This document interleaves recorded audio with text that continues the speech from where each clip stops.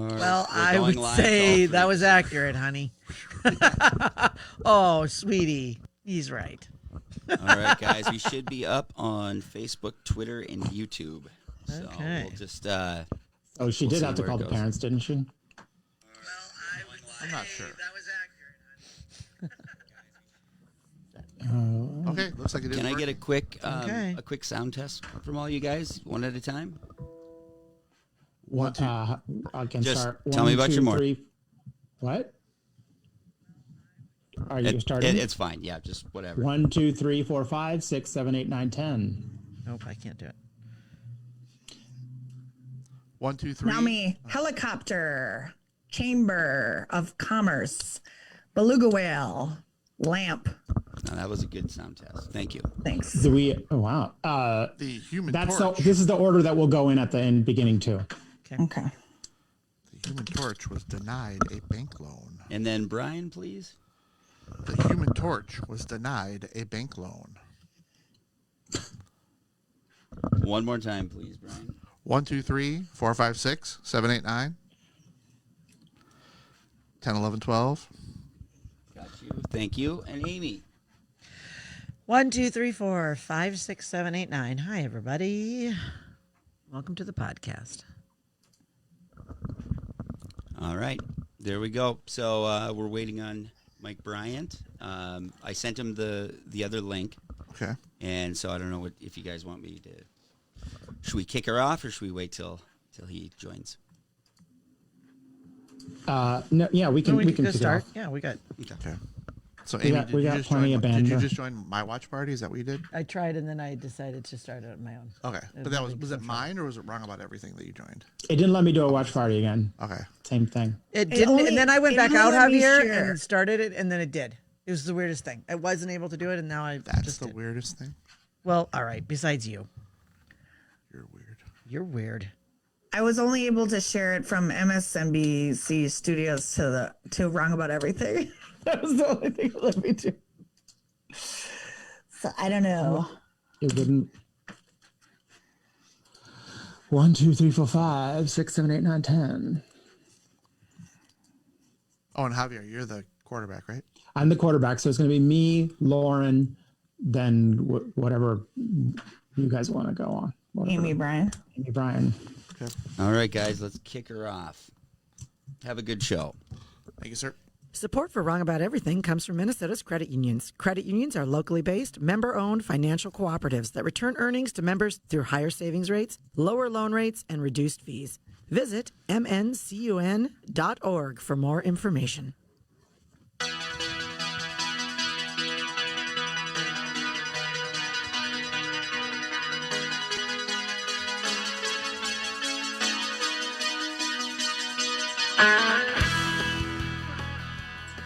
And welcome back from our hiatus. I believe it's been 3 years since we last talked to you all, or maybe it was a week. I'm not sure. I am DFL strategist and exhausted Democrat, Javier Morillo. I am founder of Tramp Nation and cautiously optimistic, Lauren Anderson. I am also not sleeping, Javier, former Republican Senate Majority Leader Amy Koch. I am GOP strategist and just wanted to stop. Brian McDaniel. And we are Wrong About Everything. For fuck's sake. Hashtag soon. Be Oh done. my gosh. Please. at this point, they're not like I feel like the remaining states are all just like, you go first, because no one wants to see what will happen when Trump's head explodes. And so like they're not calling, they called Arizona with less information that we now have for Pennsylvania. Oh yeah. Yeah, for sure. And then they wouldn't call Florida, even though it was obviously North Carolina's been in for like 3 days. I know. And no one will call it. I It's know, crazy. I know. It's No, because he's so close, right? So it's 264 that Biden has I officially. I don't know. We're not. I don't think we're getting into that fully quite yet. But Wow. Welcome to the credit union studio. Yeah. yeah, we haven't done that. and the credit union living rooms. Yep. Exactly. Minnesota credit unions. if you don't bank with one, don't be a dick. Bank with one. Actually, that's our slogan, not theirs. They can't have it. Theirs is we're not dicks. Bank with a credit union. Hey, I went to my credit union today. I think that's what that is. Smooth as silk, baby. See, that's you can tell it's not their slogan because they let in a dick. How about credit unions? They've got your tranche. Yeah. Oh, nice. Well, Javier, I didn't go inside. COVID's super dangerous. Did you know that? Oh, are we switching positions on COVID now? Yeah. What did I say? No, I said everything's different after the election, right? It's like super dangerous. Oh my God. We're in the underworld right now. You're upside down. You guys are like, holy shit, you guys. Disinfecting. Did you guys know that? Did you hear about this COVID thing? Yeah. Oh my God. I don't think you guys are taking this serious enough. I'm so mad, but that is funny. Yeah. No, one thing. I'm so mad. One thing, like this has been like physically very hard for me as far as like sleeping, getting headaches, not feeling good going up to the election. And I think part of it was that in 2016, I knew it was going to happen. I was 100% wrong, but there was no stress associated with it because it was like, okay, Hillary's going to win and the Republicans suck and Democrats are winning everything, whatever. But that's not what happened. But going into election night, I kind of expected the blue wave. And then this time I was kind of expecting the blue wave again, we'll get into the specifics of it, but this has just been I have found like physically like ailed. I feel haven't felt well, in the week kind of leading up to the election, and it's not done yet. So I can have pockets of, oh yeah, you know what, the fog is lifted, and then I'll read one thing and I'm like, nope, back in the abyss. It's funny that you bring up stress though, Brian, because I feel like overarchingly, like that's what everybody's talking about more than like everybody that I know is like, how are you handling the unknown or the unknowables? And some people are like just on their phones, on every website, doom scrolling, like everything, trying to get every bit of information that they can. And other people are like, I bopped out entirely. Like my strategy was it's too stressful. Everything I need to know, I'm going to be able to read about later on. So on election night, I just shut off all devices and put up a shelf. Oh. See, last night I went to bed. I saw what the numbers are looking like in Georgia and Pennsylvania. I said to John Stiles, I'm like, we should go to bed early so that when we wake up in the morning, we wake up. Really like Christmas morning. It'll come sooner if we go to sleep right now. And then this morning he woke up and I'm like, it happened. It happened. By the time I woke up, like we had leads everywhere. Well, I did not sleep election night. I stayed up till about 4:00 in the morning, and then I caught an hour, and then Javier and I were on NPR at 6. That was this week. I know that was. It doesn't seem like it, right? It was a couple days ago. It was Wednesday. The longest week. That was Wednesday 2 morning. days ago.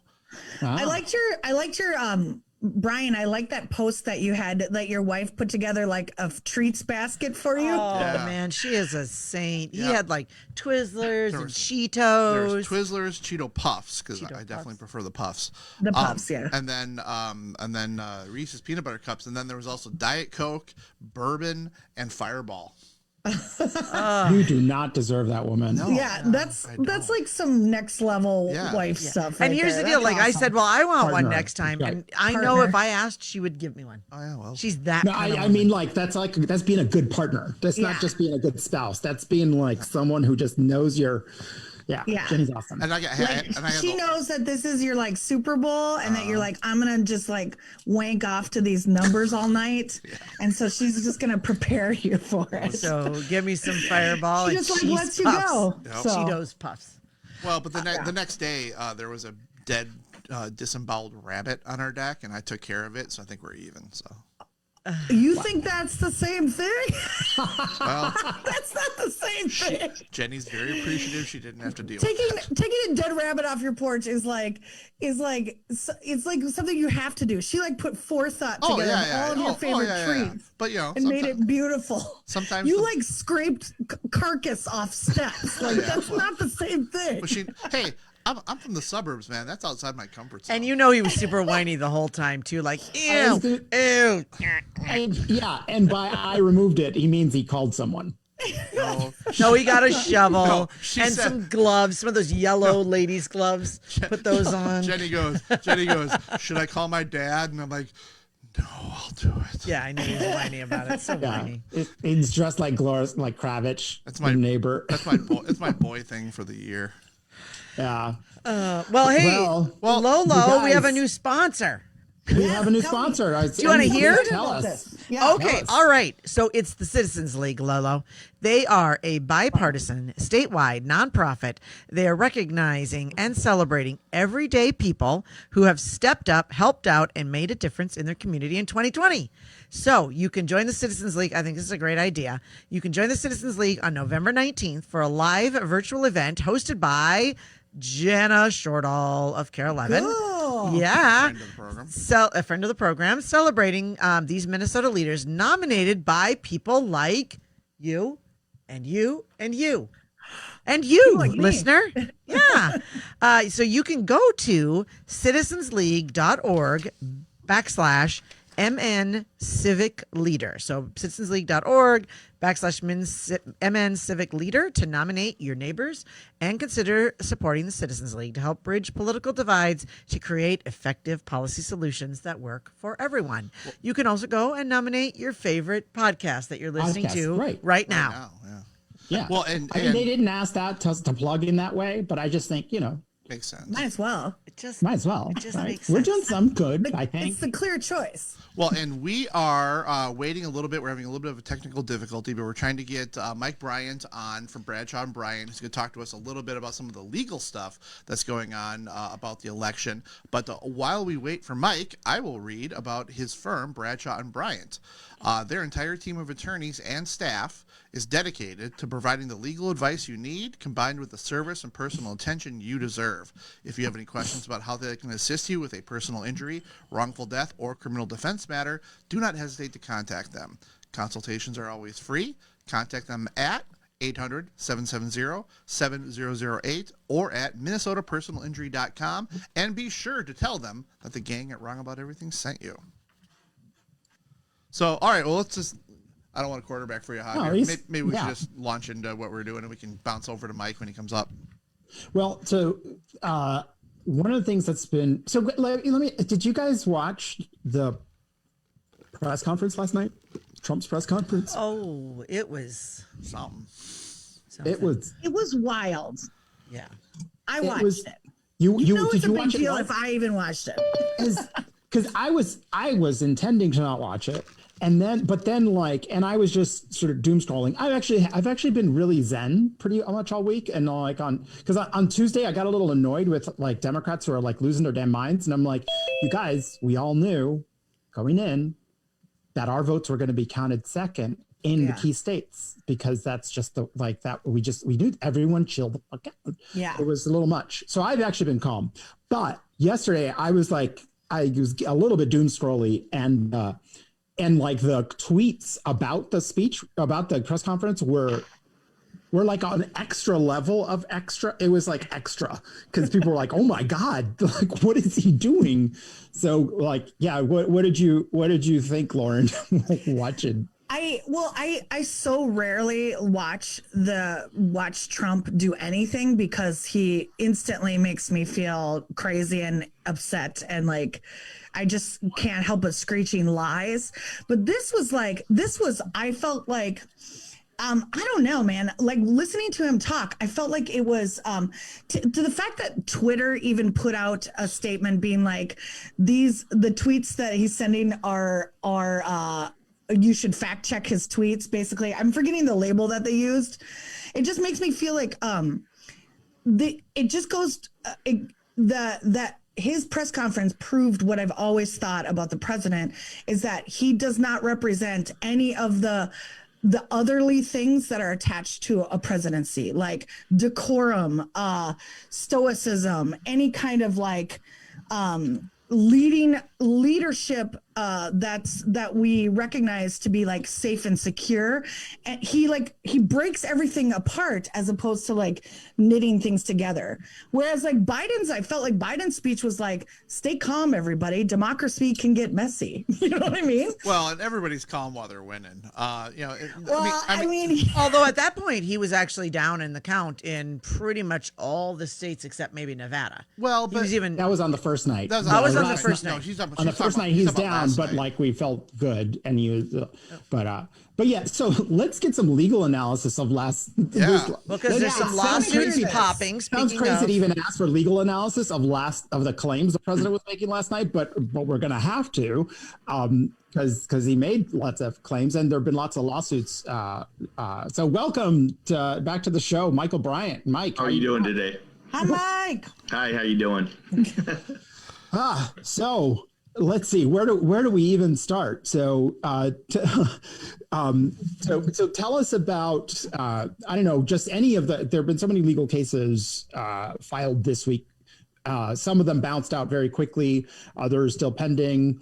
What has stood out to you in the challenges and resolutions that you've seen so far? Well, it's not unusual to argue different sides in a brief or sometimes in a case, but I don't know that I've ever seen this drastic of a count these votes, don't count those votes, do this, don't do that. And then also they've got issues with senators and other House races that they've got that they want to win. So they want those votes. And at the same time, they've got someone trying to throw out every possible race they possibly can. And it's weird. I mean, it seems like the numbers are getting big enough pretty much everywhere, and the lead's big enough that it kind of doesn't matter. And he might reach a point where, most politicians would look at it and say, for the good of the country, I think it's all COVID's fault and blah, blah, blah, and I'm done. Now, I don't know that he'll do that. He has a long history of litigation.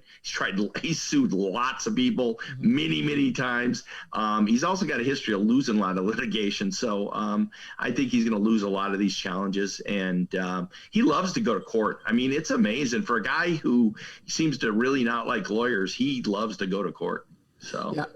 I read the exchange between the judge and one of the Trump campaign attorneys in Philadelphia, in Pennsylvania, where they were alleging that Republican challengers were not being allowed to observe. to observe, yes. And the judge asked him, "Do you have representatives in there?" And he answered, "We have a non-zero number of representatives." Yep. There's been some very odd questions and very odd answers about some of the things that have happened. There's also some of the arguments.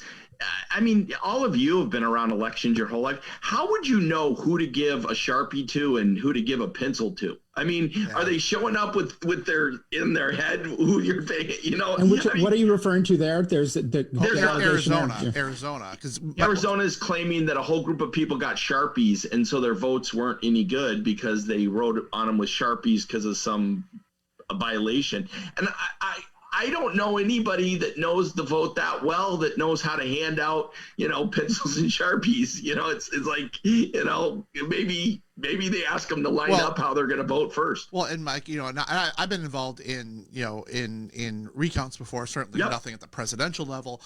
So I know that, everyone comes in with their theories, and I'm fully supportive of the president.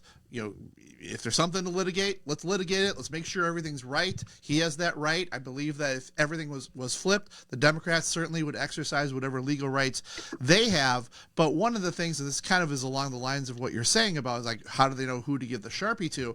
It's like, if the Democrats were so smart that they found out how to do fraud to get rid of Trump, why couldn't they have done a better job of like winning the Senate or winning the Minnesota Senate? How do they know just to screw Trump, but not then put themselves in better positions for the Senate? Now they still could win the U.S. Senate, but it's less likely than more.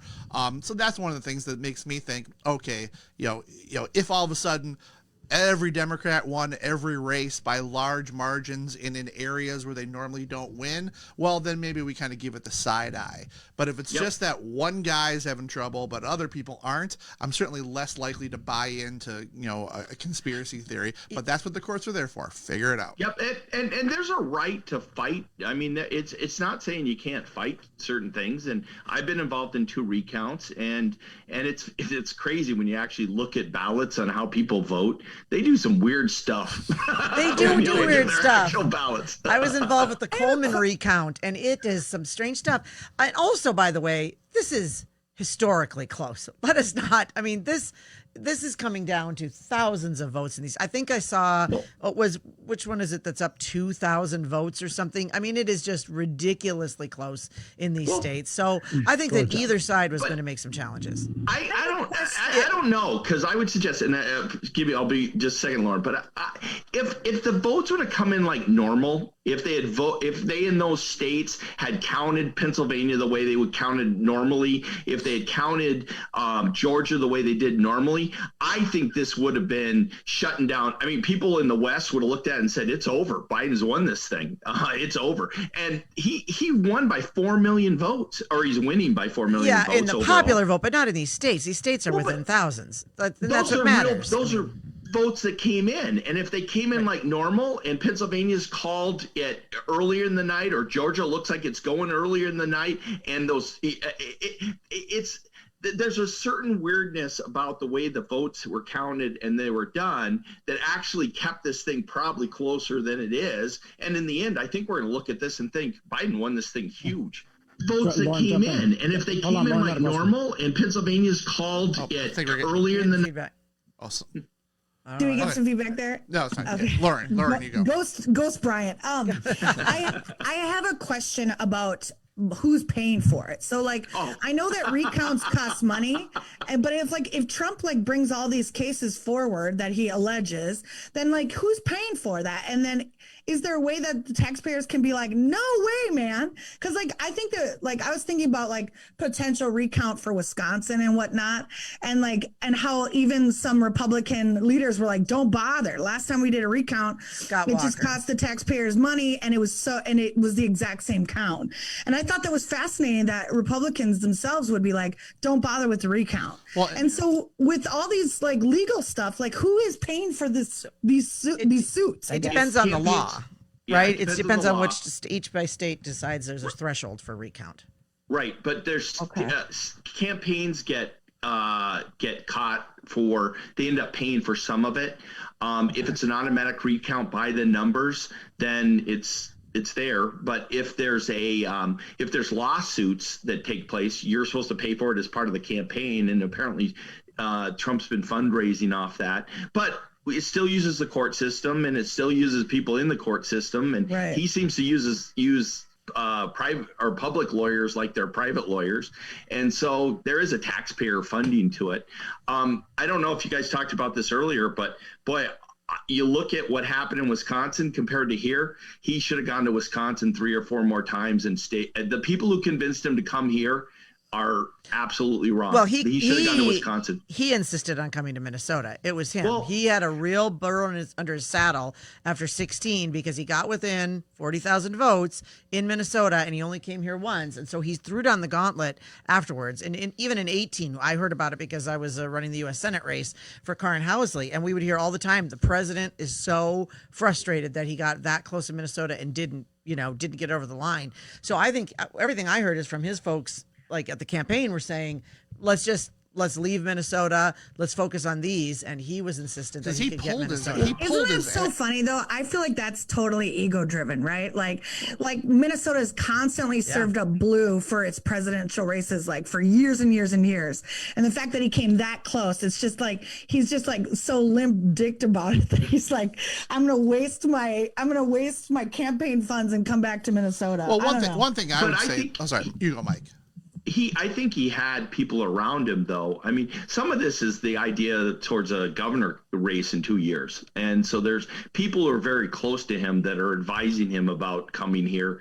And they were wrong about it. Well, one thing I would say, so for people who say, oh, he should have gone to Wisconsin, as a Minnesota Republican, even though he didn't win here, and even though Jason Lewis didn't win here, he absolutely, provided an infrastructure in Minnesota that our state Republican Party just doesn't have. So I'm appreciative of it, not for any kind of Trump reason, but because he helped out, the Republicans. We held the Senate in Minnesota. We gained seats in the House, and that picked up a congressional seat. Picked up a congressional seat.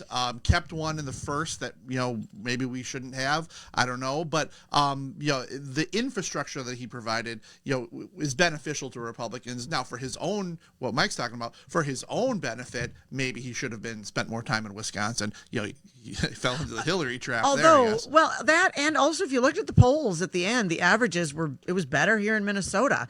But can we talk about that too? Because the polls again, I mean, it's going to be interesting to compare. I just don't know what's going to happen with the methodology there. They're going to have to come up with some stuff that's a little more based in reality. What was the final?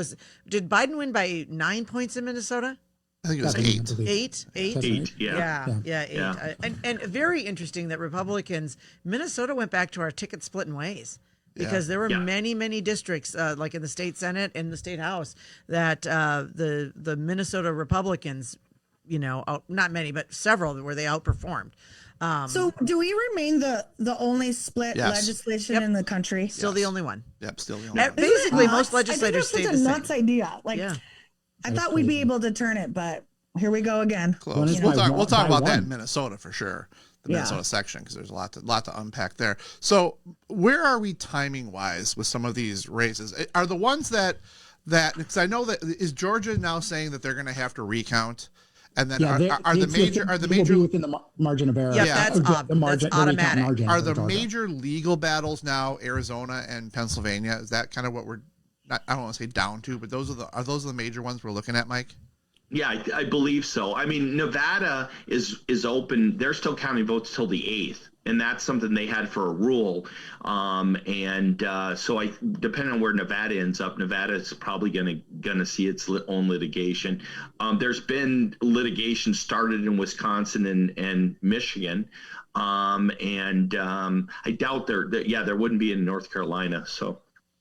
What was I going to say? Shoot. One thing I think legally is important to realize is that different states have different rules. Yep, and absolutely. I think a lot of people are saying, well, I thought it was this. I thought it was this. Well, Pennsylvania gets to decide their rules. Yep. And we can decide. I think Pennsylvania rules are really bad, but it ain't up to me. It's up to Pennsylvania.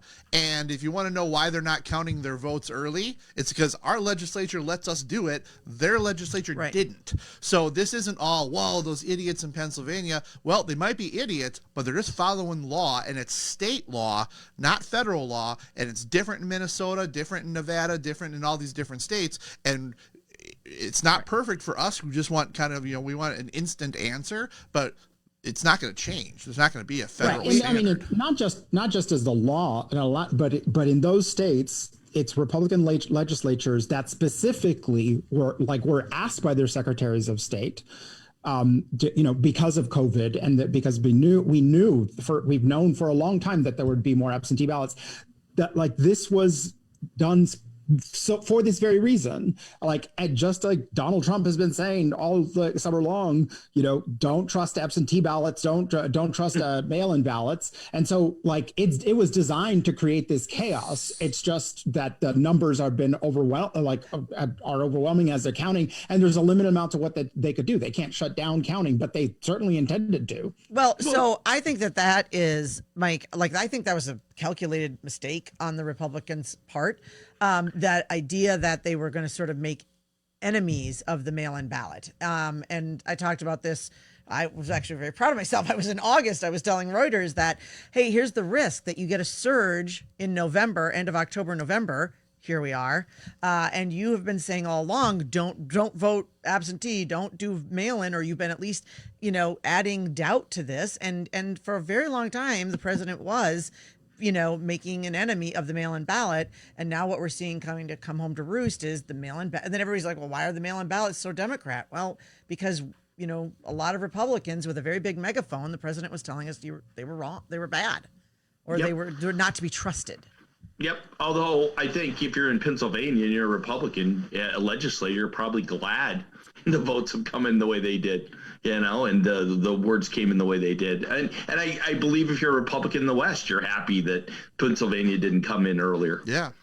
That's the thing too, is that as much as like when I talk to friends and family who aren't in politics, as much as they want to focus on the president or the Supreme Court, it's a very different story when you talk about state by state. Because in Minnesota, to me, retaining divided government going into redistricting is so much more important to me than who the president is. And the Supreme Court's important, but I mean, people don't focus enough on local stuff. It's just the shiny object in DC. A lot of stuff happened in Minnesota that was very important, and those votes mattered to me as much, if not more, than anything happening on the federal level. Redistricting had a big effect on Congress. Yep. There were seats that were picked up because of some redistricting that were done. North Carolina. Yep. Yeah. Yep. And then the other thing about it is most people who start talking about wanting to change this and change that, it's like, well, that would be getting rid of the electoral college, really. I mean, because what you just said right there is, why can't we just all count the votes and whatever the total is, just do it? That's just the electoral college. I mean, that's the basis for states' rights is states get to choose how they do it. And if you want to do it and you want to stay up until November 8th to count ballots, that's what your right is, and that's, they have a basis for that. I mean, they wanted to make sure military votes got in, and they were sent over from, when people were in war, and they wanted to make sure they came in and stuff. And that makes sense. And I don't know, I believe in getting every possible vote in. You people want to vote, they should get the chance to vote. And that's what's important. And it's great to see the numbers in Minnesota just for the number of people who voted. Because, there was a point on Tuesday night where I thought, if the majority of people want Donald Trump, well, then that's the world we're going to live in. Well, I'm going to quote one of our listeners, so I hope this isn't wrong, but I think he said that both Trump and Biden got more votes than Obama did in 08. And that's really? That's a credit to everybody, because yes, in Minnesota we know what it's like to have these amazingly high voter totals. When I worked for the House of Representatives, whenever someone would talk about, well, it's a good idea to try to get lower turnout in Minnesota, you can't arrange for low voter turnout. It doesn't happen here, and thus we don't do that. It's not a main part of what we do. But so many people voted, and part of it was because there was on both sides, a push for the mail-in stuff. I think ultimately, I don't like that because it's not the post office's job; it's the Secretary of State's job. But ultimately, more voter participation is good, and it's not always something that's going to benefit your guy or your candidate or whatever it might be. But there's no argument that lower participation is a good thing. There's not. I'll just point out that Wright County had the top amount of votes again. We went 61% for Trump, 94.3% turnout. Wright County. Nice. Says the woman who lives in Ramsey County. That is no. You can take the. But I mean, everybody here knows. I mean, you lose elections. I mean, everybody here has sat through those losses, and it's hard. But you want people to vote, and if people vote the other way, you figure out ways to deal with that. So just to wrap up with you, Mike, the in terms of the legal challenges, there are, as you said, said at the beginning, it's some competing arguments for different states. But are there any of the legal challenges that you've seen that you think have any more merit or might hold things up in any way? Because from what I've seen up to now, things have been bounced out pretty quickly, or the arguments are sort of along the lines of count these but don't count these. Am I missing something? They seem to be lining up in a bad position. I mean, the people running things in Arizona, the people running things in Pennsylvania are Republicans for the most part, and the system that they did it with was Republican legislatures. So, I don't know that attacks on the rules are going to work. If there's stories or if there's some way they can prove that, somehow there was somebody that was not in there that should have been in there, that if it's allowed, it should be allowed, and if it's not, then they're not going to go anyplace. So I think there's a couple of things that'll come up, but I think again it's going to come down to if this thing ends up as big as it looks like it might. I mean, it looks like Biden might end up with the same total electoral votes that Trump had 4 years ago, and if he has that many, some of it's going to be like, so what? I don't think it'll matter. So, and they'll have to, they're going to have to bring some proofs. Senator Ben Sasse called on the president to, if he has, what did he say? He said he must present real evidence of voter fraud to provide backup to repeated claims of fraud in a number of key swing states. If they're going to win anything, right, they're going to absolutely have to bring forth. I've been hearing a lot on my Twitter feed, on my Facebook feed. I've even had some sort of videos that hey, watch this. This proves it. But I just they're going to have to come to the courts with. Well, I saw on the Twitter that some postal authority from Pennsylvania is going to come forward with proof that they backdated ballots. Okay. Yeah. All right. I want to see it. Come on down. Yep. I'm. What was it? From X-Files. Something like. I'm ready to believe you. Yes. I'm ready to believe you. Just show it to me. Yep. I got a checkbook. I'll write a check. Just show me it, and I'm on your side. Yep. There was video that supposedly showed ballots being destroyed in Michigan, and then the news station was like, "That was actually our cameraman, putting away his stuff in the parking garage, like that." It's and that cameraman was Ilhan Omar.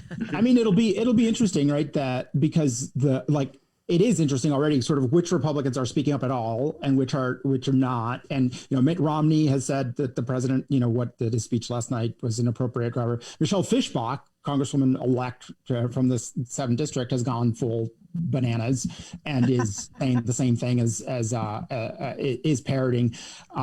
There was a reporter, I guess, got a hold of the conference call that the state party chair Jen Carnahan did, where they were imploring Republican elected officials to stand up and speak up and support the president on this. And so it's so far I see on the speaking up for the president, Lindsey Graham, shocker, and I think Tuberville, the senator-elect, and then Fischbach. Not many others. Honestly, that's been kind of it on a national stage. A lot of quiet. A quick question for Mike and Amy though is refresh my memory. And Mike, I don't know. Did you work on Franken-Coleman at all? Yeah, okay, because I was at Lockridge Renal now and then, so we actually we're part of the Franken team, though I didn't work on that. Refresh my memory. At the end of the night, before was Franken up or was Coleman up? Coleman up was three recounts. Coleman was up. So 2 recounts or 3, and the 4th recount, then Franken was up. Ooh, all right. Oh yeah. It's amazing how I blanked all that out. Oh, that was a big deal. Coleman won the end of the night. Coleman won the first recount, and at least the second one, and then again. Until all the ballots are counted, this is there is no one's leading. But these were that's what's happened this week. It's to Mike's point earlier that if they had counted these ballots in order that they came in, which many states did, we would have had a different night. Democrats wouldn't have been walking around like depressed zombies all week. I still think if Georgia would have looked close on election night, actually at 8 o'clock or 8:30, it would have been a whole different story across the country. And Pennsylvania had been scanning votes for weeks in advance, like Florida had been. We would have known Pennsylvania then, and we would have then we would have known that Trump had very few paths. It's the first time on this show in a very, very, very long time we're kind of like, hey, everybody, look at Florida, do what they're doing. That's not what we do here. They really did wrap up quickly. They really did wrap up quickly. Jeb said, we changed the law. Yeah. Jeb said we changed the law. We've been proud of Florida for anything. Yeah, exactly. Florida man is confused. Yeah, Florida man got his shit done. Yeah. Said well, no one thanks, ever. Mike. We appreciate you coming on the show. Mike, and everyone, Bradshaw and Bryant. Yeah, Mike, remind everybody where they can find you. MinnesotaPersonalInjury.com or call 800-770-7008. Well, thanks a ton. Right. Awesome. Thank you. Thanks, Mike. Thanks, Mike. Yeah, man. So they what have see. So they're going to be 2 Georgia runoffs. Yep. Yes. So for listeners, that's if they get 50% For Senate. Yep, US for Senate. U.S. Senate, US Senate. under 50%. And David Perdue, as last I checked, was 49.8. So he's fallen under the 50% mark, and there will be a runoff there. Yeah. That's a weird thing that they do in Georgia. I don't know. Yeah, Louisiana does it too, and California, I think, just started doing that. You know what I think is interesting? Sure well, does. like obviously I wanted to double check and read up what a runoff was. When I was reading up about it, I was thinking like, I think it's so fascinating that the point of like a re-election is that they remove some of the extraneous people from the ballot and they just put the two people that were close enough within the margin of error.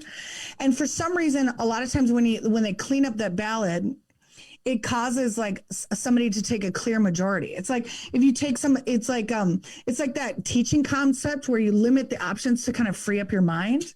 So it's like, well, these are the 2 clear front runners. And so we're just going to present a sheet of paper or whatnot with 2 names on it this time and see if that fixes anything or like presents a clear majority. I thought that was fascinating, like psychologically, like that we would have to go through something like that. Like people wouldn't just know, you know? Well, It's essentially ranked choice voting just done over 2 primaries. Yeah, kind of. Yeah. Exactly. I was just saying, and also State Representative Ray Dean correctly wants to make sure we're clarifying that the difference between a recanvass and a recount. Yes, What is the difference? So recanvass. So there's a recount is an official process that like starts everything over. So what happens now is like, and there's always a recanvass of results. Yeah. So they just check everything, but you're not actually going ballot by ballot like that. Like you're just recanvassing totals that you're getting from all the counties. A recount, you're actually doing the whole thing over, and in Minnesota, there's an automatic recount if it falls below 0.1%. Is that right? I want to say 0.05%, but if some listener knows for sure. It's right, just like Georgia, it triggers an automatic if it's specifically if it's below a certain amount. And I think there's an amount where they can pay to have it done. The candidate can request one, and then they have to pay for it. But And they have to pay as for it. Scott Walker pointed out on Wisconsin, recounts are really hard to pick up votes like any kind of substantial vote. Yeah. So if you're down, like somebody was talking to me about, Senator Carla Nelson was down in Rochester, 904 votes. And they're like, well, we got to see. And maybe a recount. She was up. I'm so sorry, Carla. Yeah. Senator Nelson, you were up over 900 votes. You're not going to overcome a 900 vote deficit in a recount. As much as not in a Senate race. As much as Minnesota is known for, we have pretty good elections here and all of that. Elections are run by counties. I mean, that's one thing we do. People who, as much as some people want to blame the feds for stuff, and they want to blame the state of Minnesota for stuff, it's the counties that run the elections. So I'm in Dakota County, and not to besmirch them, but there were all kinds of like weird. It's screwed up. Yeah. I mean, and that is psychologically hard on people like us. Maybe regular people weren't following it close enough, but I mean, Dakota County, they had me practically vomiting because they're telling you that 100% of the results are in and your guy's up, and then you just look at the numbers and go, I know that's not right. Right. They'd have like 6,000 votes in a state house race, and you're like, that can't, with 100% in, and you're like, no, that's not right. That was Senator Carla Bigham, friend of the program. So she's a Democrat in Cottage Grove, South St. Paul. Cottage Grove, yeah. And so at one point in the evening, it showed her like 100% reporting and like lost like. Oh yeah, multiple. Apple Valley, Senator Clausen was down. Well, in Apple Valley, all the Republicans were up in all House, 3 races. Yeah. And I had people like text me, oh my God, we won this and this, and I'm like, hold on, there's no way these numbers are right in Dakota County. Yeah, and those they had not counted which was weird because I think in Minnesota generally like we count those together, but for some reason they had not counted the absentee. Right, so they were basically reporting the results of same day. Well, or some mail-in ballots and and I didn't have a problem with them doing it in whatever order they want to do it, but then don't say 100% of the precincts are in, because that's not true. Exactly. That was the thing I didn't understand. The percentage precincts, like, stop, just get rid of that percentage or whatever, because there was a good number of them. There are still actually ones that have reported as 100% that we know they still have like outstanding a few hundred ballots. Now, what I don't know is, because I didn't go onto the actual Dakota County website until late. It was the Secretary of State's website that I was looking at most of the night. So I don't know. For all I know, the Dakota County website didn't say, 14 of 14 reporting. I don't know that. But whatever was going on, it certainly gave a lot of candidates a lot of stress, probably a lot of constituents a lot of stress. It gave big time Bry here, all kinds of stomach problems. And Brian, I'm sorry they did that to you. I know. Hey, guess what else Minnesota news? The big news in Minnesota. What? Mike Franklin won. Mike Franklin. Yeah. He unseated the incumbent mayor, Tanya Velishek. It was a real fight to the finish, and it is now going to be Mayor-elect Franklin. The mayor-elect goes to Mike Franklin today for like the first time ever. Yeah. Yes. Yeah. So yes, he's the progressive mayor of Jordan. I don't think wearing a suit in Jordan is exactly how you relate to the people. Nor is being a progressive mayor, but he said that. Yeah, Amy and I were there last week. Yep, we were door knocking for him. So we put that over the top. Also, friend of the program and one-time sub, and probably won't be able to do it again. But state representative-elect Emma Greenman. Another winner. Yep. Yes. Yeah. You know her. She comes on. She's a lawyer, Emma, and she's also the lawyer to the Otter. She's the personal lawyer to the Otter. I assume she'll stop that now Otter's too. Head. Yes, yes. He bounces legal opinion. He bounces legal situations off of her. But we're jumping ahead a little bit. But just wanted to ask just a little bit about sort of just general takes on the night, right? Because I think that it's been a confusing week. I absolutely agree with Mike Bryant that psychologically the week would have been very different if all states had counted at the same time. Mm-hmm. But this week has been interesting as a Democrat watching, like, there were moments where I've just been like, God, like, people, you cannot take yes or an answer. Like it. And from my perspective, I thought like that, yes, we were hoping for a sweep, but when you have a person in power who spends 4 years breaking norms and is a strong man figure, like that changes society. It has an impact on society. It does, and he changed the electorate without a doubt. And so right now, it's not actually that dissimilar to what happened in 2018. Like our turnout, like Republican turnout in 2018 was through the roof. It's just that Democratic turnout was also through the roof, but even more so. Yeah, right? no, Republicans are about 83% of the turnout, of presidential turnout, which is a lot. In a midterm, 83% of your presidential turnout, crazy numbers for Republicans. 100% of the presidential turnout in 2018 compared to 2016 for the Democrats. I mean, you guys just really turned out. Right. So, and I saw someone say on it was someone on Twitter, but I thought it was astute for that in some ways, like Donald Trump has brought out irregular and first time, especially white non-college educated voters, and that it was sort of the best of a lot of worlds for Republicans and legislature and in Congress who did not love Trump, even if they were just quiet about their criticisms, because he turned out people who also voted for Republicans, and enough ticket splitters, clearly, right? Or Republican leaning independents. We knew that going in that Biden was winning independents, but independents who normally tend to be more the ones who tend to be more Republican. Some independents tend to be more Democrat.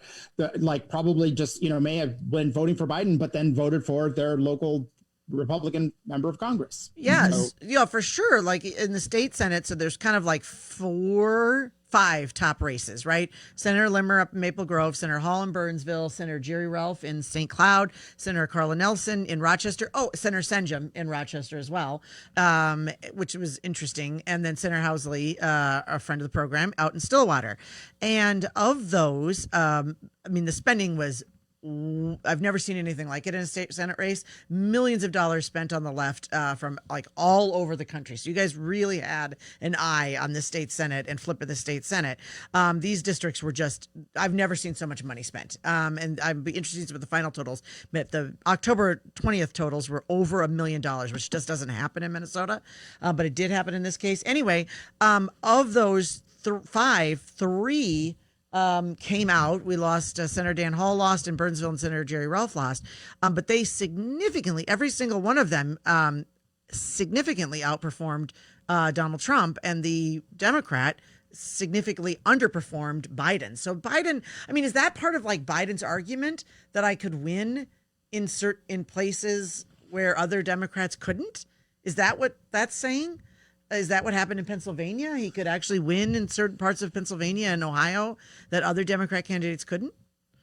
Well, it's interesting because yesterday there was a call with Speaker Pelosi and the Democratic caucus, and there are some of the moderate members of the caucus who are saying that this is the fault of the progressives, and people saying things like abolish, or defund the police, and yada yada.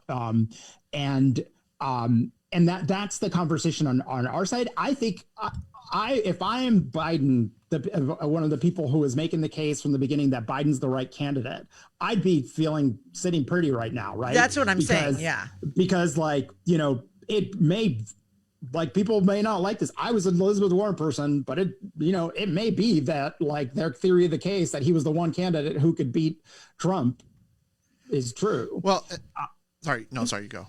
No, go on. I don't. I was just thinking, it's fascinating to me because, a while ago we were talking about this, the interim priest, that you bring in. And I think Biden kind of fulfills this, this kind of, this hard to define kind of characteristic. He is the sanity that I think the country's collectively craving, but he's moderate enough that he can swing states that were not previously swingable. And so I think the way he did show up was way different. Everybody that was uber progressive conceded for Biden because he's a better choice for them than Trump. And everybody that was I am Republican and I can't stand this Trump guy because of what he's doing to the country might concede to Biden because he's a more moderate choice, or at least a choice for more decorum than what Trump brings to the table. Well, I think the Trump Biden thing really did come down to kind of cults of personality, because in a lot of other ways, and jump in and tell me if I'm wrong, Republicans largely didn't fix their suburban problem. They didn't fix their woman problem. Democrats didn't necessarily figure out messaging to exurban or rural areas. That didn't happen. I mean, maybe in other states it was a little different, but what I saw here was nobody kind of learned, or at least if they certainly didn't figure out a way to implement that. I think that that Lolo is 100% correct earlier in the show when she talked about that Minnesota might have been a vanity project for Trump. But then I also look at $200 million were spent trying to get rid of Cocaine Mitch and Lindsey Graham, and that $200 million could have fed and clothed a lot of people, but it also probably could have elected a lot more Democrats in other places too. So I think that some of the more consistent problems that Republicans and Democrats have still existed, and we didn't learn everything. And frankly, I want pollsters and the TV networks to come out and not just say, oh, blah, blah, blah. I want them to say, you know what?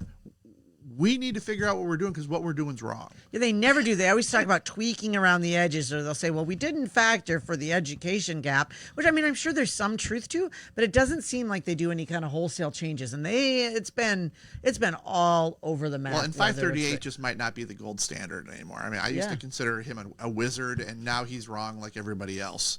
He's not a pollster. I know. He aggregates the data. But he's predicting. His model is as good as the inputs, and if the polling has errors, then the model's gonna have errors, right? This is I think that, and again, I think it goes to, I did not think that there were more shy Trump voters out there, but apparently there were. We were I don't know. confident of it. What's that? We were confident of it. We knew. But anyway, you go. Yeah, I mean, there were also a lot of shy Biden voters, but like, and we turned our folks out, but I think like there's clearly like people are either not saying the truth to pollsters or outright lying to pollsters. But I don't know. Lauren, you want to jump in? Yeah, I will say I found this fascinating, that, I think this kind of election, like one of the things that we've been asking for from the Democratic Party for a very long time is that the Republicans have this way of like, of making things like really clear cut and like making these strong statements that like people that are repeatable and like chantable and like all that stuff. And Democrats have been like, accused of coming out like more weak sauce than that, And when I was reading up on the Georgia runoff, I found like some of the Democrats coming out with like really strong statements that I don't think we would have heard 4 years ago or in any previous elections. Like I wrote it down because I was like, oh damn, they're not getting around here. They were like saying like, when they were talking about how much Senator Perdue, they were like, Senator Perdue is a weak, scandal-plagued incumbent who can't defend his record of outsourcing and corruption. Like, that's a sentence that I don't think we would hear a Democrat say before this type of election. And now we're coming out with some more stronger language, and we are like, I think we're fighting in a different way than we would have fought an election before. I've met Senator Perdue, by the way. He's none of those things. He's a lovely man. Well, I mean, well, I know what you're saying. Yeah. I'm talking about the quote. Like that's something that I would like. I would imagine like, more like quick, like lipped Republican to say as opposed to like a Democrat. Yeah.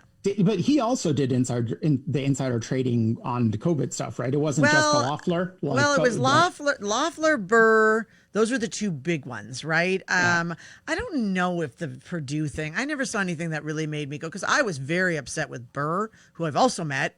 And thought was a nice dude, and Loeffler, because those were like direct. They basically left the meeting, said, "Hey, everything's cool, guys," and then went and traded in a way that would benefit them. And she's she's on the stock exchange, right? Her husband is like the head of the stock exchange. Yeah.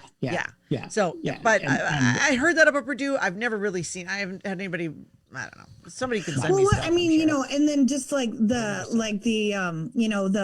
elongating is it Rizov? Is that how you say his last name? Ossoff, sorry. I'm conflating two things.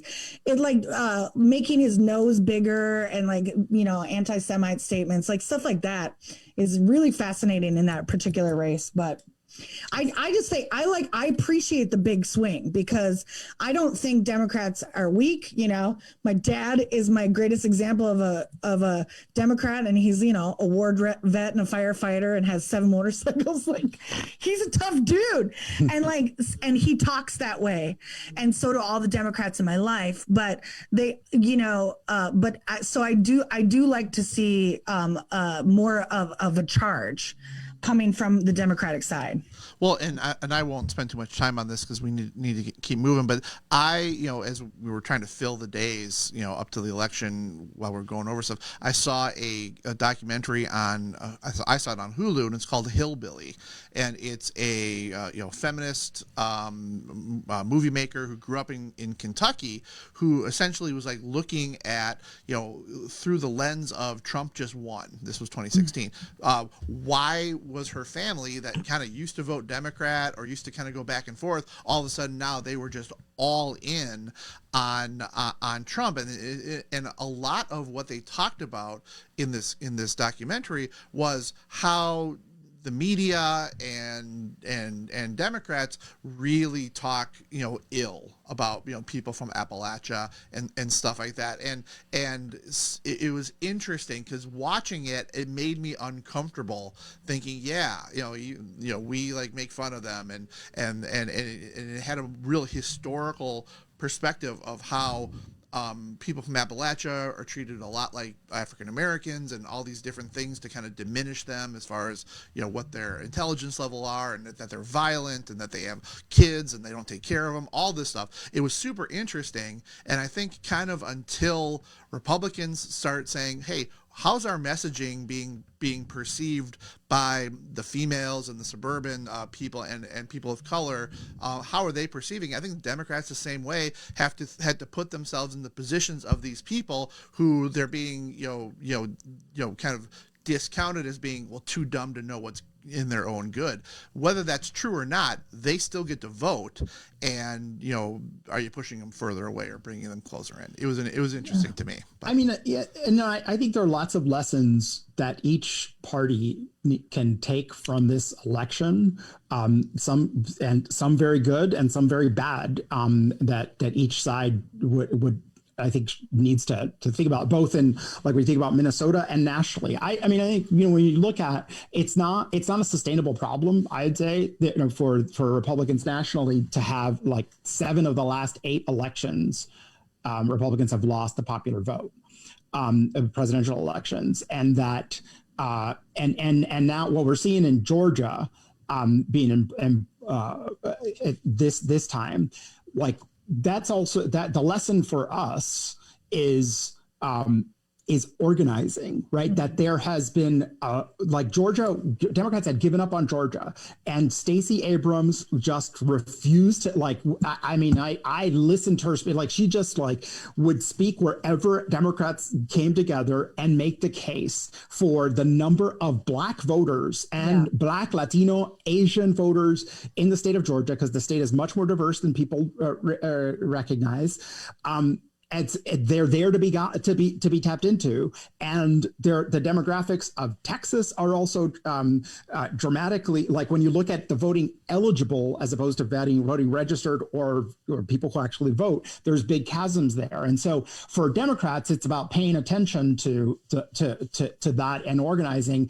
But, like, with those demographics and with, like, a Democratic South rising potentially, like, that is also potentially deadly for Republicans.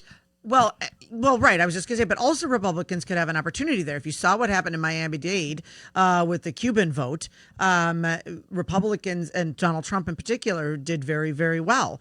And so, if from a Republican standpoint, they have a couple fields that really haven't changed, by the way, from several cycles for Republicans. And I would say nationally, we have struggled, Javier, and we have also struggled statewide. We've not won a statewide race since 2006, Governor Tim Pawlenty. And if you look at the chart on Washington County, Dakota County, Scott County, Carver County, the 7-county metro area, I mean, from 2002 to now, it is just a straight downward trajectory. There's like a little bounce here at the end in Carver and Scott County, but it's almost entirely a straight to the bottom suburban vote for Republicans. And we are never, ever going to win statewide if we don't have someone that can win in the suburbs. Just straight out, and pick up some of the minority vote. We just aren't. You're never going to get it. And I hear a lot of people saying, "Oh, well, what about this state is so blue and it wasn't, and it doesn't have to be." It's like, I feel like when in 2010, when I was, like,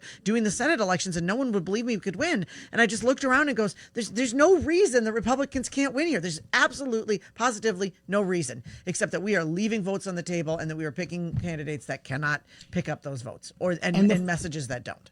And the flip side of that, right, is that for our side, is that it is becoming increasingly difficult for us to win a majority. It's in the legislature, or lasting majorities in the legislature. We win in waves and then we lose. And so the population of Democrats not being, like, spread out enough, essentially being very, very concentrated. And so this is something I think that all sides need to really imbibe and take into account. Well, I'll have more to say on Latino vote in Florida in Mike's Bank. Yeah, I didn't want to steal your thunder. I did not want to steal your thunder. I was just going to talk about that, so I will hold off, because I know Javier and I actually agree on this a little bit. But what we learned was the Republicans found a way to message to Cuban voters. I wouldn't say necessarily we figured out a message to Latino voters, but anyway, I will save that for his spank. Where are we on the run sheet? I don't even know. Yeah. It's been just so crazy. We've gone all over. We sort of went. This is why we're not sleeping. Yeah, that's all right. It went like the week. We just, like, this and jumping. Well, it's hard to focus because there's so much to it. There's Yeah, so much nuance in And like it's every race. I feel like. Senator Fishbach. Should we talk about our prediction? Senator Fishbach absolutely won CD7. So now it is a 4-4 count. 4 Republicans, 4 Democrats. Everything else stayed the same, except it finally happened. Colin Peterson. I think we all predicted that last week. Lola, you weren't here. I'm sure you would have too. It felt like it was finally time for the last of the Blue Dogs to lose a seat. The former Senator Fishbach, now Congresswoman elect, was a very good candidate. She ran a very good race. It was very strong. It was flawless. They worked really hard on that team, and she is now going to Congress. That one just feels like it had to happen. That was going to happen. Hagedorn. I did not predict Hagedorn winning. I thought it was going to be another razor thin win in the CD1. I thought the Feehan would win, but Hagedorn increased his lead, and that is certainly something for Hagedorn to be proud of. But what it showed is that I had lots of friends from that area. I went to college down on the first who were telling me, well, the farmers are all mad. And I just didn't necessarily believe that. And this shows that whatever Trump was doing, good, bad, or indifferent, it wasn't being attached to Hagedorn. Right. Yeah. No. Hagedorn benefited from, again, the increased turnout on both sides, and it's a generally Republican district. Yeah. Right. Yeah. So yeah, it's what kind of surprised me, I don't know about everybody else, but considering, so 2 things. CD3, which just last time was won by Dean Phillips over incumbent Eric Paulson. That has been a long time Republican stronghold that's been trending swing. Dean Phillips finally picked it up last time around. It wasn't even close this time. It was just a blowout. So CD3 seems lost and gone, but CD2 was a lot closer than I thought it was going to be. I think we picked Angie Craig, all of us, but Tyler Kistner really gave her a run for her money on that. And it suffered from the Dakota County. I mean, for a long time he was up from the Dakota County. Oh my gosh. Yeah, but also just in general, that race was a lot closer than I thought it would be. I don't know. It was close. You know what's funny about the Dean Phillips thing is, like, for some reason, like, I felt emboldened to campaign for Dean Phillips when I have like nothing to do with that district. I just felt like I'm going to get in here and I'm going to write some postcards.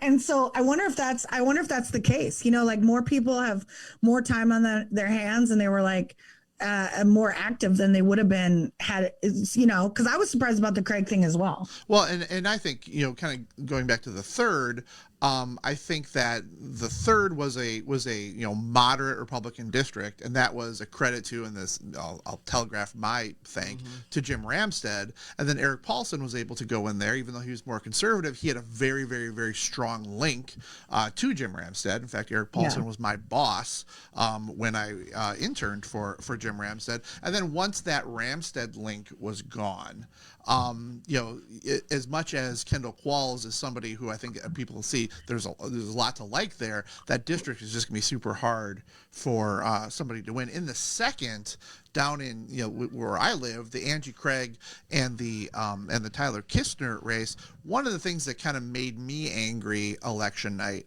was Kistner was up and then Craig was up, and I could have absolutely believed either result, but I don't like that there were, I don't even know what the exact number was, but there were 10 or 20,000 votes for the dead guy.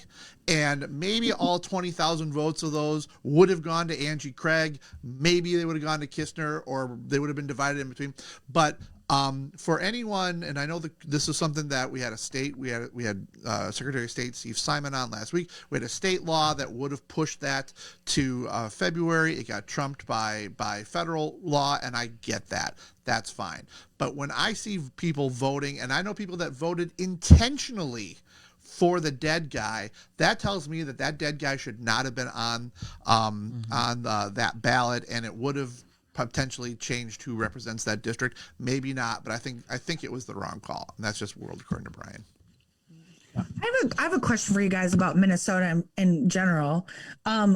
There's like there was a couple articles about the legalized marijuana party like pulling votes and like actually like not necessarily winning but pulling significant amount of votes from people that would be generally voting more blue or more Democratic. Do you think that's an actual thing, or is that just something that people like to say? Well, it's an actual thing, and sometimes it happens naturally. Like sometimes it happens naturally where a third party just, without the intention of saying, I'm here to help the Republican or I'm here to help the Democrat. Sometimes there are legit third parties. And then in the 2nd Congressional District, years ago, the Democrats ran a Democrat under the No New Taxes Party. Obviously trying to get Republicans. And then there are claims that Mr. Weeks, who passed away in the 2nd Congressional District, that he was put up by Republicans to do that. It happens. Paul Gazelka recruited 3 Senate candidates. It happens. It's not cool. I don't like that as a small d Democrat or as a political science nerd. But there's all kinds of strategy that goes into these things. I remember a few years ago, maybe 10 years ago, in Wright County and surrounding conservative areas, there was a Constitution Party that popped up, and it was just a natural occurring third party of like kind of really conservative Republicans, and they obviously were taking votes from the Republican Party. So it can happen. And frankly, that's how the two weed parties got major party status, is they were just ran because legalization is a big issue, and they got major party status last time around because they got over 5% in the statewide races. Both two parties did. So, right. Yeah. But so actually we talked about CD3, and I think that's a nice transition for us to just recognize and honor the passing of former Congressman Jim Ramstad. Amy and Brian, you both knew him. And he was the former congressman before Eric Paulson of the 3rd District, and he was a really good friend of Paul Wellstone's. That's what I remember about him. They worked together on issues of mental health, and he's really feels like a politician of a very, very different era of like working across aisles and being just very decent in many ways, but I know you guys know him personally, so and this was going to be my thing, but I'm happy to. I'll just do it now and then won't do it later. But yeah, Jim Ramstad is an incredibly important person in my life. When I was in junior high, and he was in the state senate. I got to job shadow him, and he was just could not have spent more time with a bunch of kids. I wasn't even from his district, and he spent a ton of time with me. And then when I got into college, I ended up getting an internship with him, and his district director at the time was Eric Paulson, who was running for the Minnesota House of Representatives. So I would work for Jim during the day, and then we would go and we would campaign with Eric afterwards. So then when Eric went to the legislature, ultimately then when I wanted to go and become staff, I had made those connections. Jim Ramstad, who ended up suffering from lots of debilitating injuries, illnesses, that when he was on his game, he remembered you, he remembered your name, he remembered what you did for him, and he was just a very fiscally conservative, socially moderate person back when those things were allowed. And while I consider myself much more conservative than him, but I learned so much working for him about how he treated people, how he treated staff. He was a recovering alcoholic. I worked for him in 1994, where he broke from Republicans to vote with Bill Clinton on the crime bill, which banned a ton of guns, which now I understood not at all then, and I understand a lot more about the politics of it now. But I spent that whole summer just taking phone calls from angry people, and I know that weighed on Jim a ton. But he also had language in that bill, the Jacob Wetterling language was his and was in that bill, and he was willing to take a difficult vote that he knew he was going to get his ass handed to him on for something else that he saw was right. And the people at the Minnesota State Capitol and working in DC that kind of like are fruit from the Jim Ramstad tree. They're good people. They are the people that you want, in charge of things from the Republican side. So I knew he'd been very ill. He was 74. I'm sorry for his passing, but his legacy lives on through all of us that got our start with him. There's no way that this podcast would exist but for Jim Ramstad, because I would never be in politics. Javier and I never would have met, and he would be on this show with less cool people. Or just Amy. No. less cool. So my experience with Jim Ramstad is completely different, because I was not one of the college Republicans. I came to politics, relatively late in life. I was in my early 30s, and I ran for office. I was involved with my local BPOU, and then I ran for state senate, and I won. I think I was 32 or something.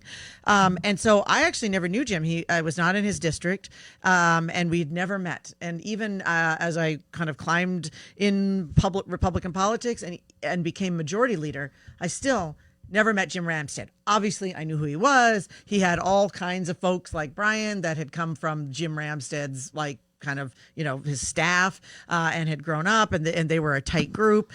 And I drove through his district on the way home, so I saw his big orange and black campaign signs all the time, but I didn't really know him. I knew that he was a good guy. That's all I knew, and that I knew he was very, worked across the aisle. And so how I got to know Jim was very, very personal. When I was going through my terrible time, which is when my scandal had broken, and it broke the end of December. There was a big press conference, and probably mid-January, I was getting mail, and I won't say he was the only one, because there were some lovely people that had sent me cards and notes of encouragement, people that would, probably surprise some, right? It was Margaret Anderson Kelleher sent lovely, and Stanley Hubbard, and I got calls from Amy Klobuchar, and I got calls from Eric Paulson. So it was a real mix, but there came in the mail a letter.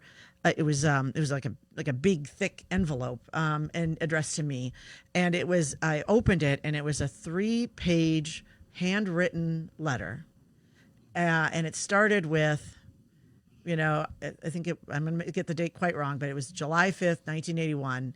I woke up on the floor of a jail cell in North Dakota, barely sober, still drunk. I had torn up a hotel room and wound up in jail. I didn't know his story.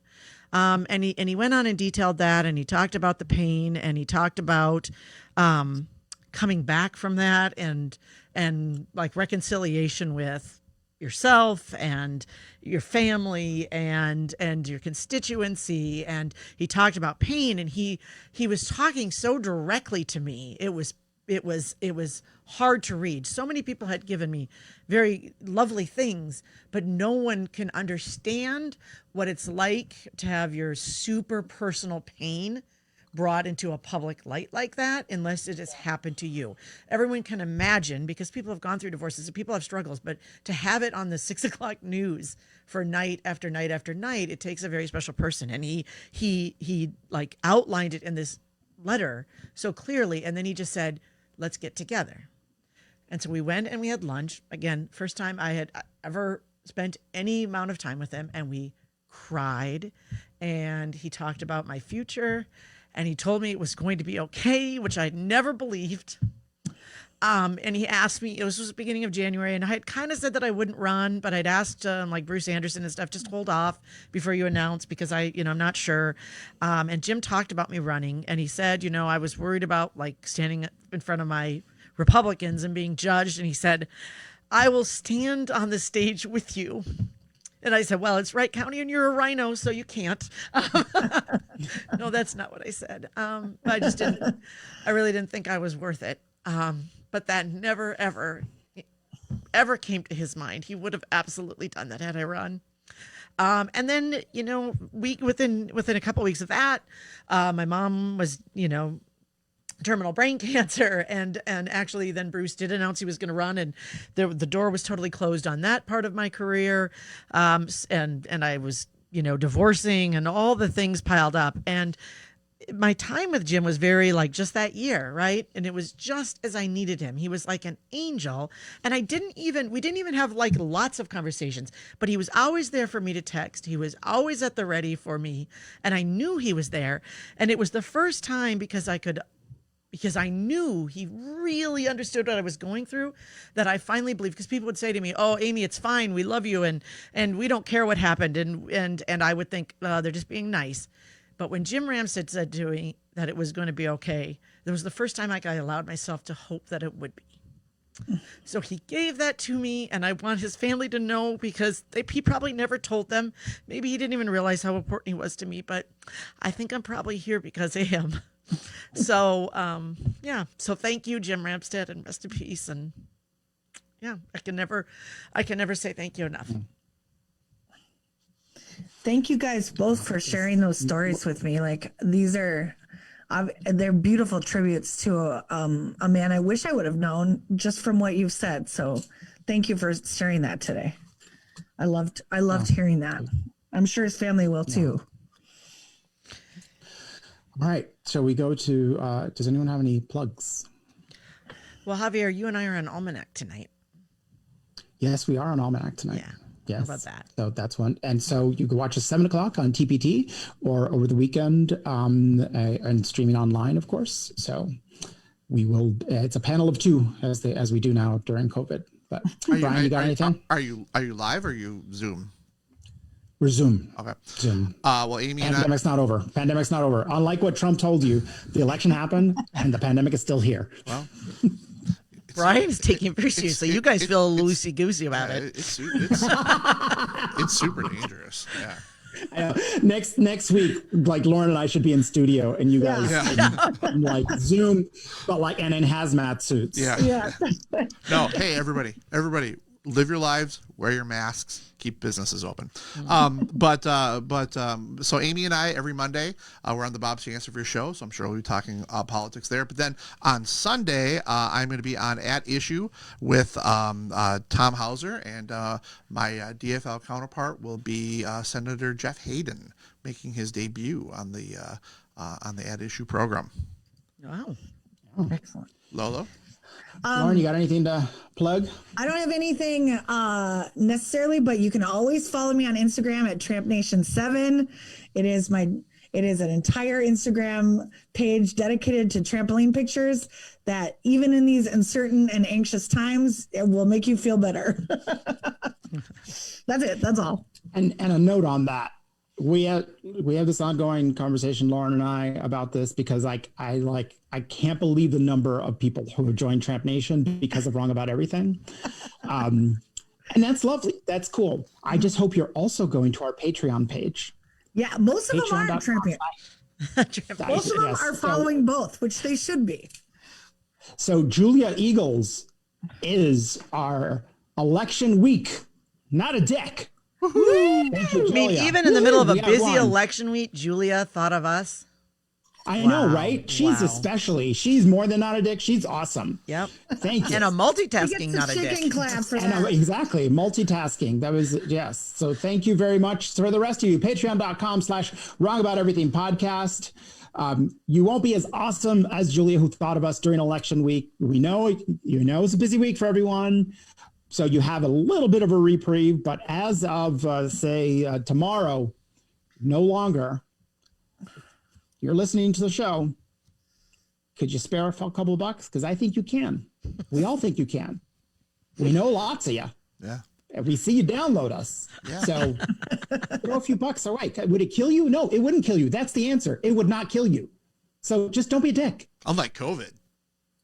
Yeah. Oh. I like this new track. I think you should stay on it. I don't know where Republicans to follow. I don't know where y'all have been on this. Yeah, Brian's all of a sudden like, I have comorbidities. I am diabetic. Get that shit away from me. Yes. Wear your mask. Keep businesses open. All right. And as always, we appreciate all your business. Yeah. Don't be a dick. Spanks and thanks. Who wants to go first? I can go. So I'll just do a very short thank because I did my Ramstead thank, but I'm going to thank Majority Leader Paul Gazelka, Speaker Melissa Hortman, and now Minority Leaders Kurt Doubt. He did just get elected by his caucus to be Minority Leader in the House, and Susan Kent. We're keeping the band back together. We're getting the band back together. So all 4 leaders from last year will be able to continue in their roles. So I thank them for their service because I enjoy actually working with all of them. My spank is going to be to Minnesota GOP party chairwoman Jennifer Carnahan. And this is something that happened a little while ago, but it's something that is now gaining steam, where Jennifer Carnahan essentially anointed as party chair My Pillow dude Lindell. Mike Lindell, is that his name? Mike Lindell. Mike Lindell to be the presumptive nominee for governor in Minnesota in 2022. And I just want to make sure that I say, hell no. No. Not just that, her as lieutenant governor. Well, and that's what's being talked about, is that there's some sort of side deal, and I don't know if that's true or not, but hell no. The Mike Pillow guy, pillows suck. They suck. And it is not her job to pick who is going to be the nominee. Certainly not some outsider, some Johnny-come-lately who has done nothing for the party in his time, other than kind of like weasel his way in and try to get attention from it, and pucker his ass up to President Trump. No, this definitely, if all the other stuff didn't make me do it, this definitely makes me question what the hell she's doing as state party chair, because this is goddamn ridiculous. And I can tell you, not only do I think it shouldn't happen, there is no way it's gonna happen, and I am pissed as hell about it. And if any Republican wants to tweet at me about this, you're dumb. So I'm spanking Jennifer Carnahan. I'm spanking Mike Lindell for his stupid ass pillows. And McDaniel out. So 2 things. Remember a few weeks ago when I kept saying she ain't right, and you guys were looking at me like I was crossing a line. Jennifer Carnahan ain't right. She ain't right. But did you see? And the second thing I want to say, did you see Karen Maratz's awesome hashtag about Mike Lindell? No.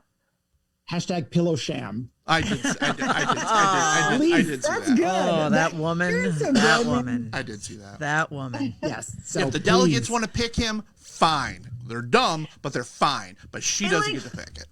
And why didn't she's supposed to stay quiet herself for governor and him as, you know what I mean? But you don't get to do any of that as party chair. Your whole job of party chair is to make sure that the process is fair and takes place like in a controlled and fair way. That's it. That's your whole job. You in fact don't pick an illegal swing like that. Like she might as well put herself in the governor's seat. Step down and run. Step down and run. Don't tweet at me for money. Have you followed her on Twitter there, Lauren? Oh, hell it's amusing because 3-4 times a day she tweets something that she a few minutes later has to delete because it's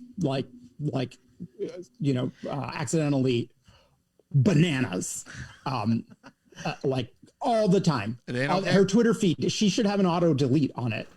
She should hand her phone to Can one you of do her like colleagues. Snapchat for Twitter where it just like it goes up for a little while, then it's gone forever? Amazing. And if somebody screenshots it, it lets you know. That would be. Can you invent that, Twitter? I'm just getting madder and madder. Somebody else do yours. Okay. I'm just gonna be mad. Right, Okay, I'll do a double thank. It's gonna be a simple double thank because it is election and it is. So my thank is for all the Republican candidates, and my thank is for all the Democrat candidates, because it is really, really difficult, and is getting more and more difficult with social media, and everyone is in such a divided way to put your name on the ballot, and we need good people to run for office, and so I'm always continually amazed at some of the like quality people that step forward and put their name out to be, lambasted, and it's nerve-wracking to have your name on the ballot and have thousands, tens of thousands of people judging you that don't even know you. I remember losing votes and thinking, well, why don't they like me? They haven't even met me. I can tell them. Right. But anyway, so it is a big move to do that. We need great leadership. I, of course, am particular about women getting running for office. We are still underrepresented, ladies. About 25 to 30% of state legislatures. Minnesota's a little on the high end at 24, 25. It's not enough. We're 50% of the population. Get out there, run for office, and support your candidates. So that is my thank for everybody that has the guts to put your name on a ballot. Lauren. Well, speaking of people who have guts, I just have a thank this week, and my thank goes out to a man named Ernie Chambers, who is part of the legislation. He was a legislator, is a legislator. He's the only legislator in Nebraska to have been termed out twice. So he ran from 1971 to 2009, and then he ran again from 2013 to the present day, which is insane. He's been reelected 11 times. And why this guy is such a badass, not only did he's known for he's Black man, and he's known for wearing cutoff sweatshirts, like short sleeve sweatshirts. And he's a no nonsense kind of guy that's been very progressive in a traditionally kind of red state, or mostly red state. He's come out for equal pensions for women, to get rid of corporal punishment in schools. And he has continuously attempted to end the death penalty there. And what I'm learning about, when I did all this research so I wouldn't sound like a dummy when I came on the podcast today, is I learned that Nebraska is unicameral, meaning that they can split their electoral votes, which I didn't even know was a possibility. And it all kind of boils down to this one guy named Ernie Chambers, who has filibustered in his cutoff short sweatshirts to keep that state unicameral. So if we had lost Pennsylvania, that one electoral vote from Nebraska would have helped the Democrats, it would have helped Biden win the election, supposedly. So I thought, earlier Brian was talking about how people, they get so dazzled by the presidential race, when really our stateside races impact us more. And a person like Ernie Chambers is freaking awesome. This is a guy who just knows how to run and get things done. And I for one love a cutoff sweatshirt, so there's that aspect of it too. But I want to thank him for all of his work and all of his service to his state. And I want to thank all the people that continuously voted him in for so 11 times. I mean, that's insane. Because his one man made all the difference there, or could make all the difference in a presidential election. So thank you, Ernie Chambers, and thank you to those like you, because one person can make a difference. Votes do count. I have double spanked. It's one spank. It's bad takes. One national, one Minnesota. First, takes on the Latino vote. Anyone who's observed the Latino vote over the years is not surprised to learn that about 30% of Latino vote can and has gone to Republicans. Part of the reason is because there is no such thing as a Latino vote. Latino is a category that we use to subsume lots of different ethnicities and groups of from different national origins, and it plays out differently in different states, right? And so, especially in the state of Florida, people do not identify as Latinos. People identify as Cubans, Puerto Ricans, Colombians, Venezuelans, and if you have a two-dimensional understanding of the Latino community, and you think that, well, surely they're all appalled by children in cages. Well, a lot of the Latino community, people who are Spanish speakers of Latin American origin in Florida, are people who in their home countries would identify and probably here identify as white, and who do not at all identify with Central American refugees and may very well not give a rat's ass about children in cages, the way, sadly, many Americans seem to not care about children in cages. And so it's a very complex electorate, but from my party side, when you have a two-dimensional understanding and then think that you don't actually have to fight for every vote in a very specific way, because the fact that we did not have a drumbeat in Florida, just pointing out all of the ways in which Donald Trump represents all of the strongmen that Latin Americans who have fled and are living as refugees in Florida, like whether it's Daniel Ortega in Nicaragua, the people who do not, like there are many Venezuelans who have fled Maduro and Chavez and Chavismo in Venezuela. So whether we and there are people on the left here who are fans of those folks, but you know what? The people in Florida who are Venezuelans, they're not fans of them. So you either got to meet people where they are, or figure it out, or try to figure out a way to convince them. But it starts by having a complex understanding. And yes, there are parts of the country, especially like in Texas, where Mexican Americans seem to have voted for Trump. When you look at the difference between those areas of Texas and Arizona, you know what the difference is? It's investment in organizing and infrastructure. The dreamers in Arizona are my fucking heroes. I love them so damn much.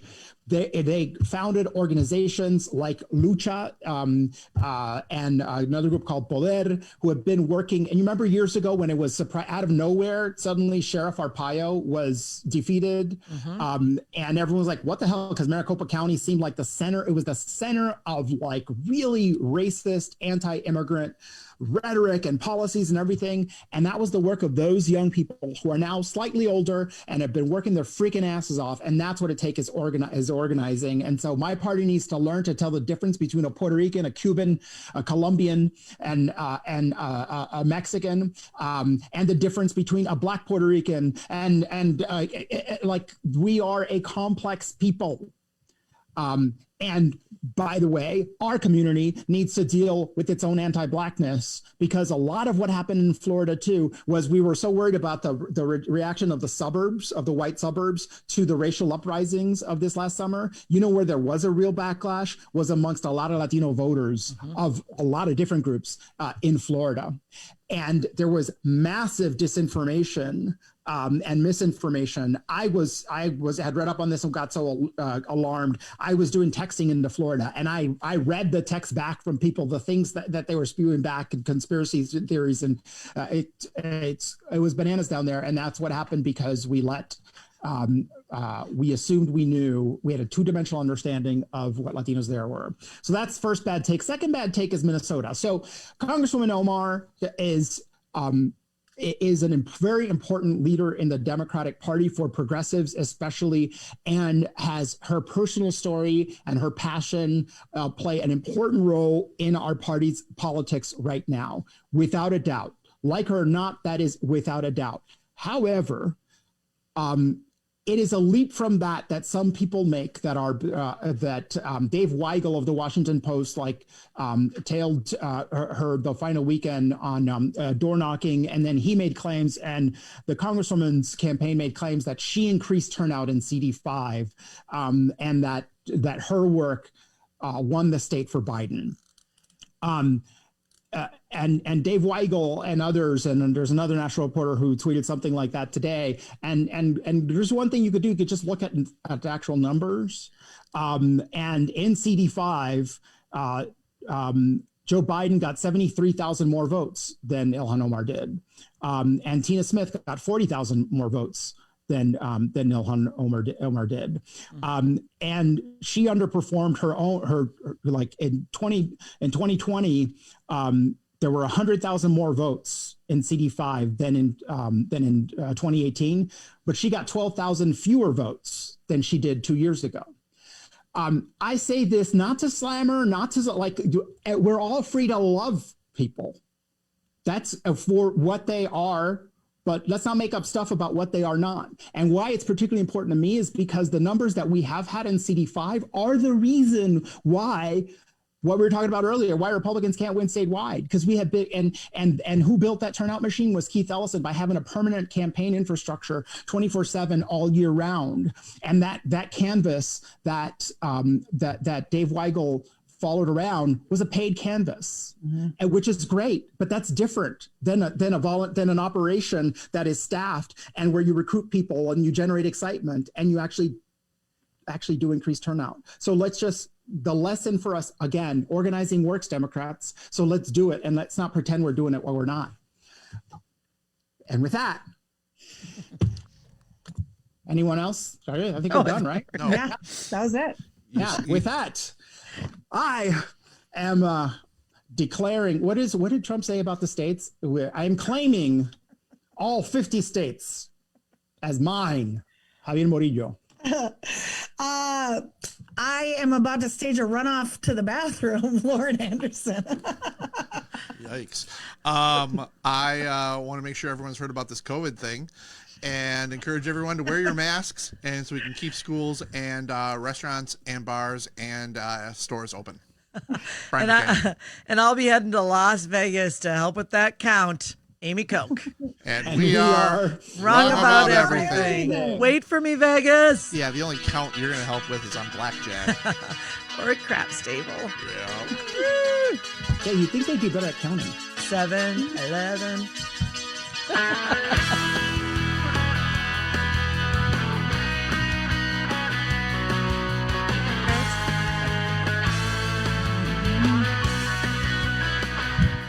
I just play the odds.